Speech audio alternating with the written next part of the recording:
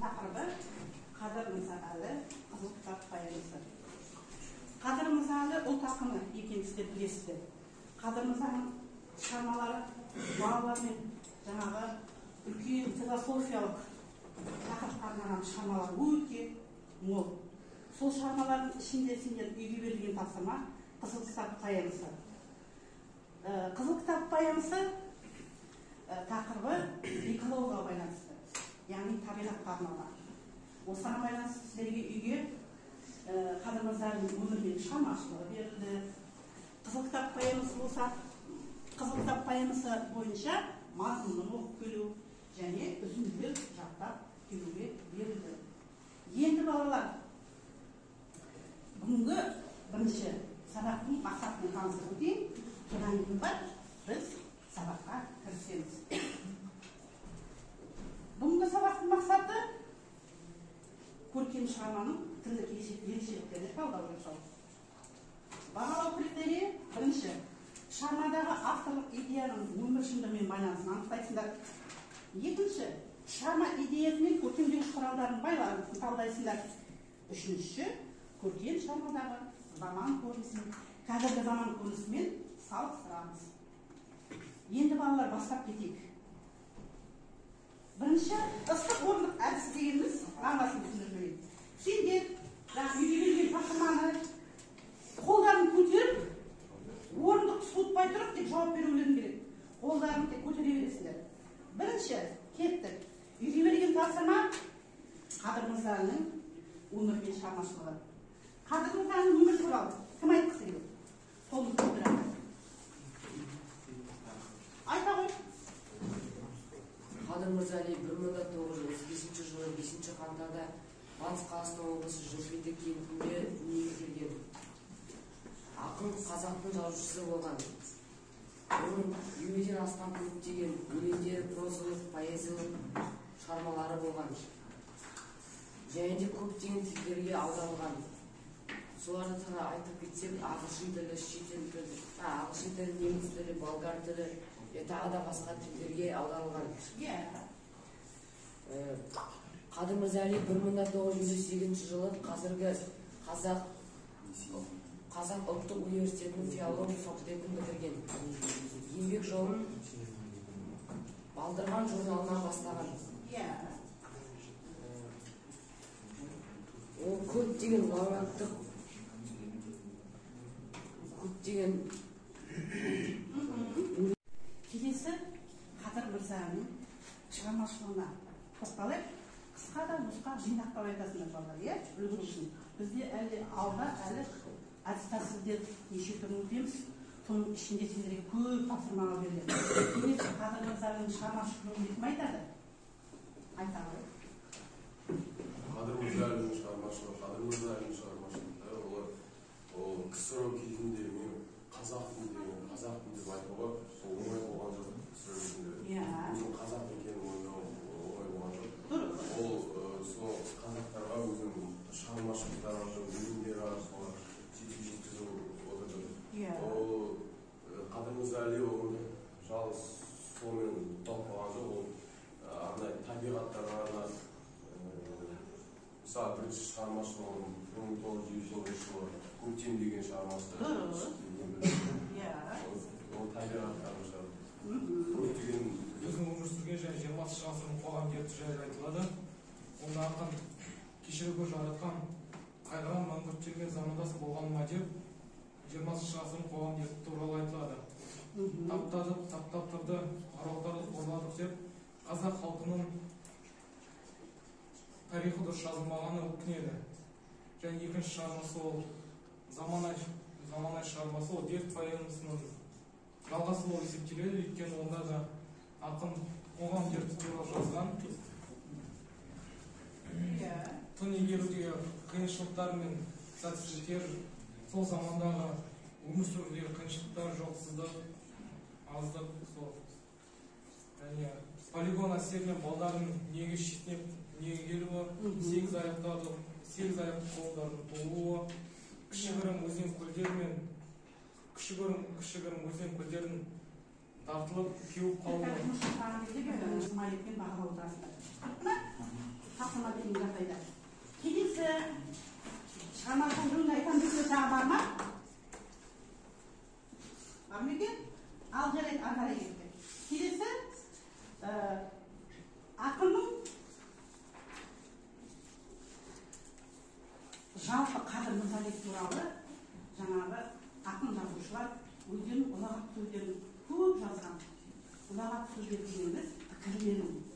Қадыр Мырза әлі туралы жазған пікір. Қадыр Мырза әлі туралы жазған пікірді жаттағандарың бар ма? Бір екі пікірден болса да. Айта ғой.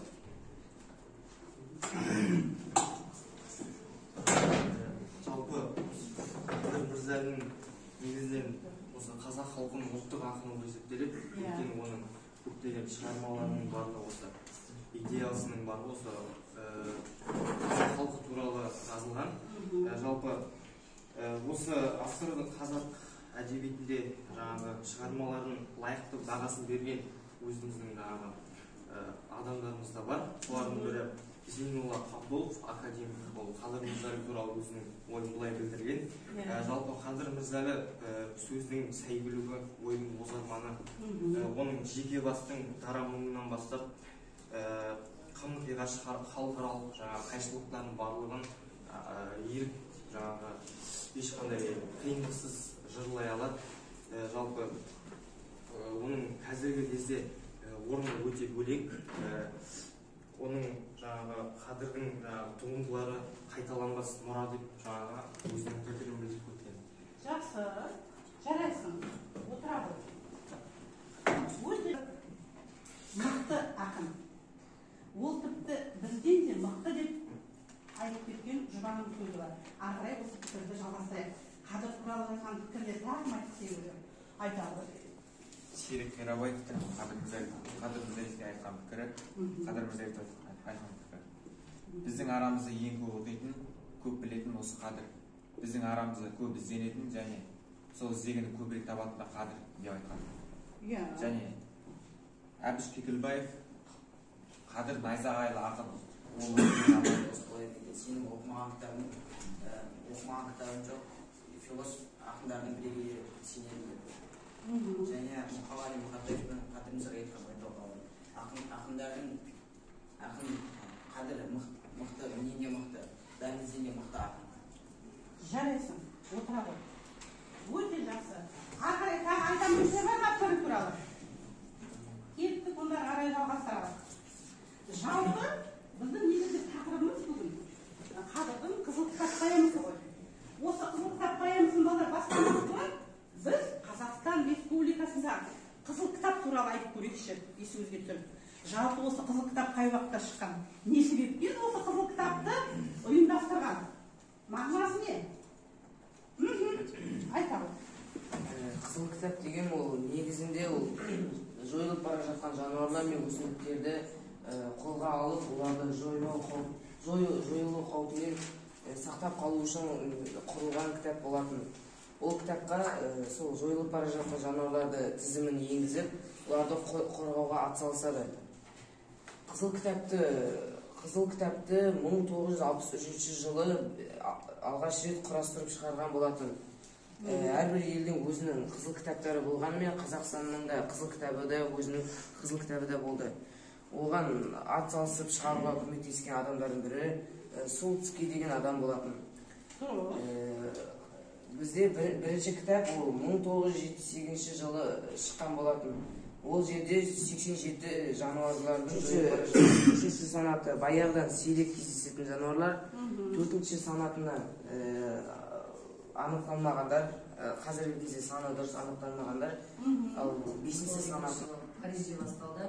Онда бірқатар елдер биологиялық қорғау жөніндегі халықаралық келісім деп саналған құстар жөнінде конвенция қол қоятын.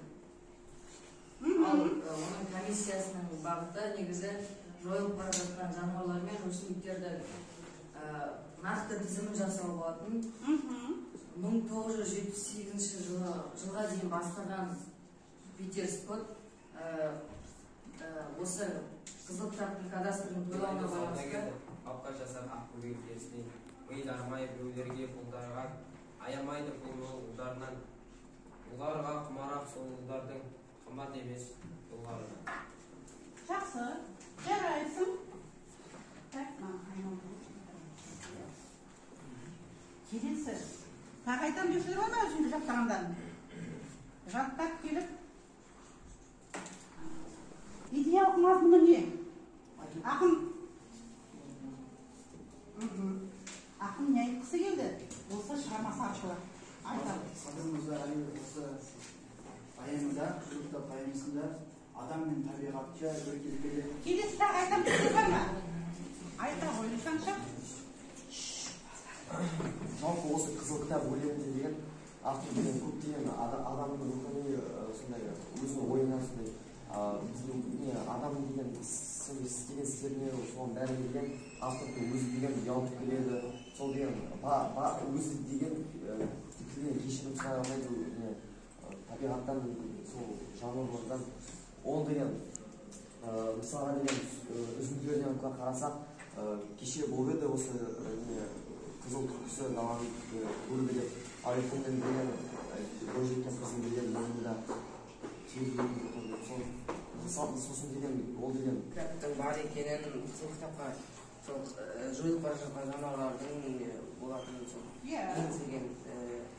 Мен осы сабақта үйренгенім Қадыр Мырзалиннің «Қызыл кітап» деген шығармасы бар екенін түсіндім. Және Қадыр Мырзалиннің өмірбаянымен таныстым, соны үйрендім. Ал қазір білгім келетіні сол білгім келетінін бәрін үйрендім. Талдау жұмыс дейсің, көтіндеуш талдап қазір іздесіп қалдық көрінген. Сол сұраққа сендер маған жауап бере қойыңдар. Нақтылау сұрақтар. Не себепті қызыл кітаптың түсі қызыл? Айта ғой. Себебі қызыл дабылдың белгісі, және де қызыл түсі екінші жағынан тоқта жойма деген мағынаны. Жарады. Қазақстанның қызыл кітабына қандай жануарлар енген? Жаңа сендер жауап бердіңдер. Солай ма? Отырып айта өлеңі бар, қолдарын көтеріп. Біліп. Давай. Киік. Дұрыс. Ары қарай кетті. Сенің ойынша қай елде браконьерлерге қатысы қатты жаза қолданады? Қатаң жаза. Айта ғой. Әсіресе шетелдерде деп айтқым келіп отыр. Ал біздің елде бар ма сондай? Қатаң жаза қолданады. Қатаң жаза қолданғанда бізде айыппұл салады, үлкен көлемде айыппұл салады. Тағы қалай деп ойлайсыңдар? Ал шетелде қандай заң қолданады екен? Оларда өлім жазасын береді. Бірден өлім жазасын. Жарайсыңдар. Келесі енді жаңағы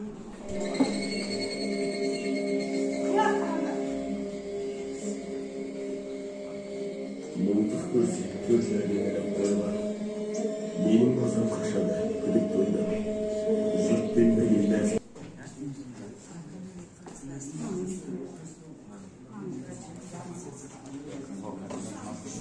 Себебі сол браконьерлердің негізінде жануарлар ол адамзат дамығанға дейін олар өте көп болды, және олар түрлері өте көп болды. Қазіргі кезде олар жойылып кеткен. Айта ғой. Онда браконьерлерге қарсы күрес. Алда қандай? Қатаң заң шығару, қару сатуға тыйым салу, қорықтарды көбейту және қорық күзетін күшейту. Жарайсың, молодецсің. Нақты, жинақы, дәл нүктесіне түсті. Жарайды. Отыра ғой, алдап тыңдайық. Біздің жобамызда толығансыз аналог тоқтату, браконьерлерден қарсы күрес, яғни бірінші нәрсе біздің ойымызша, бірінші ол заңды күшейту. Осы жануарларды атқан адамдарға көп мөлшерде штраф салып, және оларды заңды түрде шешу. Жануарларды қорғау туралы іс-шараларды көбейту. Көптеген жануарлар, мысалға, үй жануарларын алайық, қарапайым көптеген жануарлар сыртта жүріп, соларды біз өзімізге алу үшін қазіргі балаларды сол махаббатты ашыту. Жануарларға деген. Ойында махаббат сезімі. Жануарларды қорғаған адамдарға сыйлық беру.